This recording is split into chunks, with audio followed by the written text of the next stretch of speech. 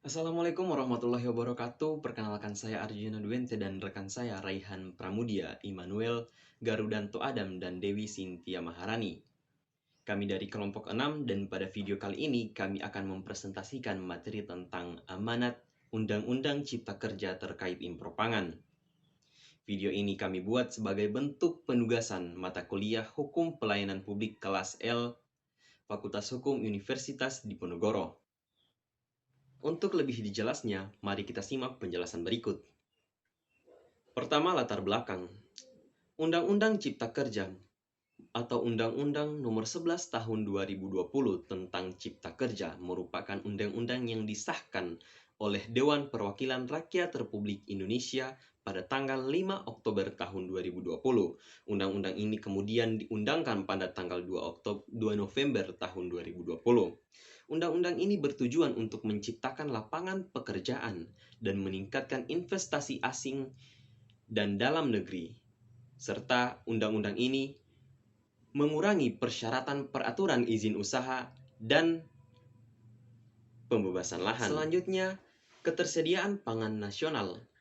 Ketersediaan pangan nasional yakni tersedianya pangan dari hasil produksi pangan dalam negeri maupun cadangan pangan nasional, serta impor pangan apabila kedua sumber utama tersebut tidak dapat memenuhi kebutuhan pangan dalam negeri.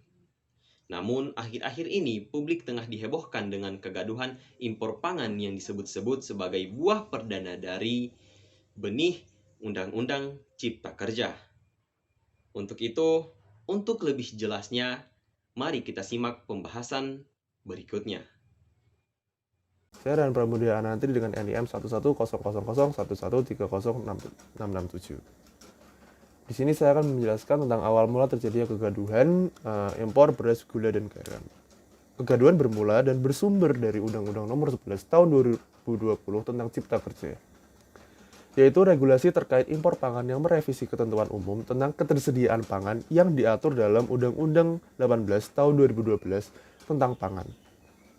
Regulasi ini disebut-sebut akan merugikan petani domestik. Undang-Undang Cipta Kerja yang menghapus norma pelaku usaha pangan mikro dalam negeri dengan mengubah posisi pangan impor yang semula adalah cadangan menjadi setara dengan hasil produksi petani, nelayan, pembudidaya ikan, peternak, serta pelaku pangan usaha mikro dalam negeri ini. Hal ini menyebabkan panen produsen pangan dalam negeri menjadi tidak lagi menjadi prioritas dan pelan-pelan akan tergantikan oleh pangan impor. Selain itu, jelas pula perbedaan dari pasal-pasal yang direvisi. Beberapa di antaranya adalah pada pasal 33 Rancangan Undang-Undang Cipta Kerja yang merubah pasal 88 Undang-Undang Nomor 13 Tahun 2010. Perubahan tersebut terletak pada kewajiban impor produk hortikultura yang awalnya harus memperhatikan aspek ketersediaan produk hortikultura dalam negeri menjadi hanya perlu memperhatikan persyaratan kemasan dan pelabelan. Lihat pula pada pasal 36 Rancangan Undang-Undang Cipta Kerja yang menyebutkan bahwa impor pangan dilakukan untuk memenuhi kebutuhan dalam negeri. Berbeda dengan yang tertulis pada pasal 36 Undang-Undang Nomor 18 Tahun 2012 yang menyebutkan bahwa impor pangan hanya dapat dilakukan apabila produksi pangan dalam negeri tak mencakup dan atau tak dapat berproduksi di dalam negeri. Dari perubahan ini, terlihat jelas bahwa regulasi ini melonggarkan peraturan-peraturan terkait masuknya impor pangan. Sementara itu, di sektor peternakan, terjadi pula pelonggaran peraturan terhadap produk hewan dari luar negeri yang masuk.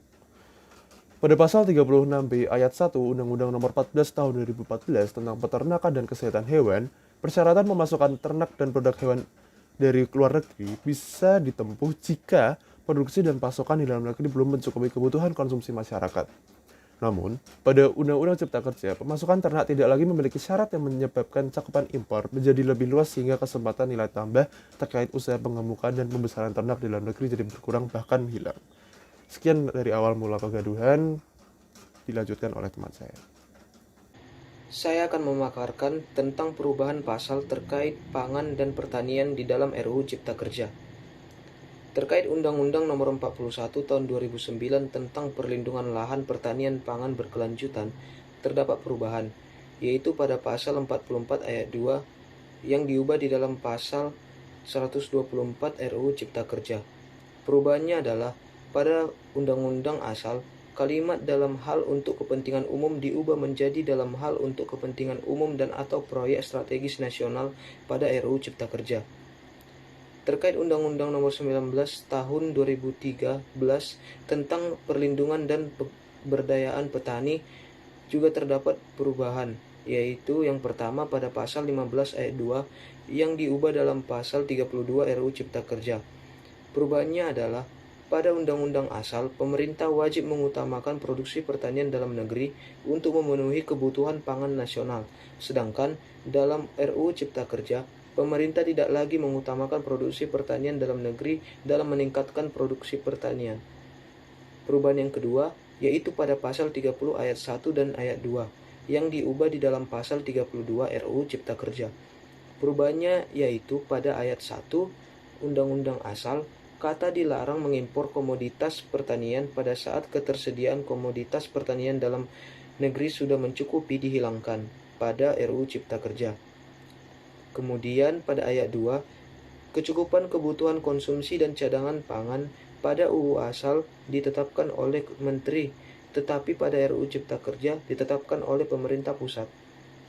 Terkait Undang-Undang Nomor 13 Tahun 2010 tentang Hortikultura, juga terdapat beberapa perubahan. Yang pertama yaitu pada pasal 15 yang diubah di dalam pasal 32 RUU Cipta Kerja. Perubahannya adalah pada undang-undang asal, pemanfaatan SDM dari luar negeri hanya dapat dilakukan jika SDM dalam negeri sudah tidak tersedia. Sedangkan dalam RUU Cipta Kerja, SDM luar negeri bisa digunakan meskipun SDM dalam negeri masih tersedia asalkan sesuai dengan ketentuan peraturan perundang-undangan. Perubahan yang kedua yaitu pada pasal 88 yang diubah di dalam pasal 33 RUU Cipta Kerja. Perubahannya adalah pada undang-undang asal, aspek ketersediaan produk hortikultura di dalam negeri pada saat ingin mengimpor sangat diperhatikan.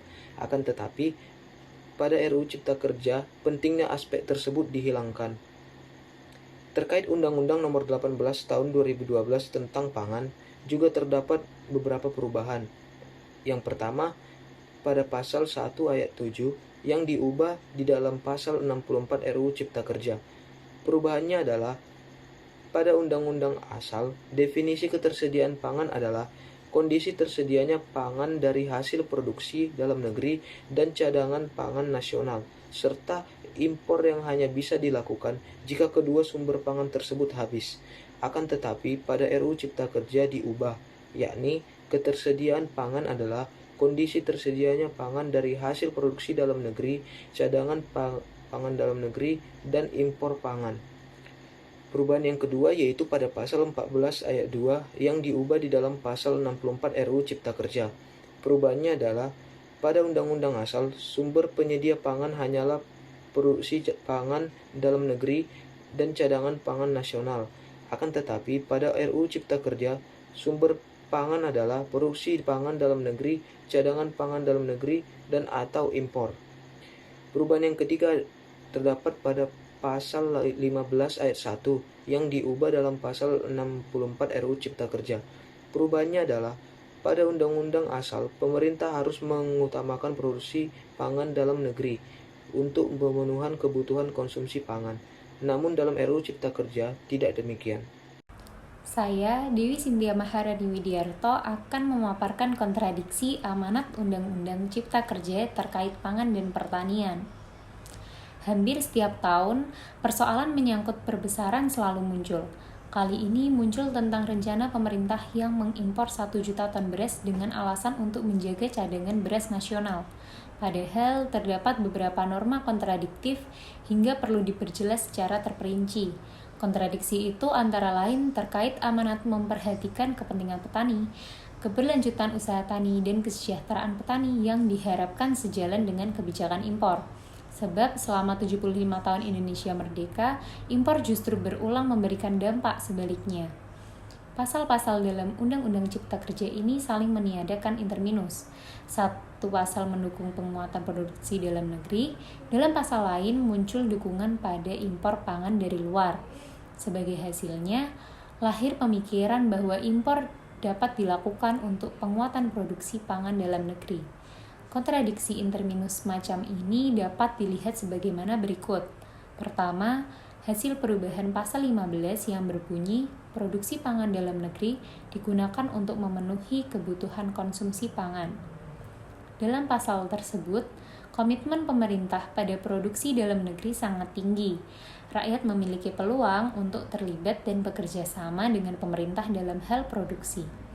Namun, political will pemerintah atas kerja produksi dalam negeri tersebut memudar pada perubahan pasal 36 yang berbunyi, ayat 1, impor pangan dilakukan untuk memenuhi kebutuhan dalam negeri, dan ayat 2, impor pangan pokok dilakukan untuk memenuhi kebutuhan konsumsi dan cadangan pangan nasional.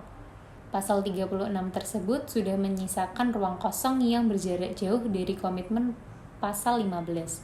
Produksi tidak mungkin duduk semeja dengan impor, keduanya tidak mungkin berjalan bergandengan.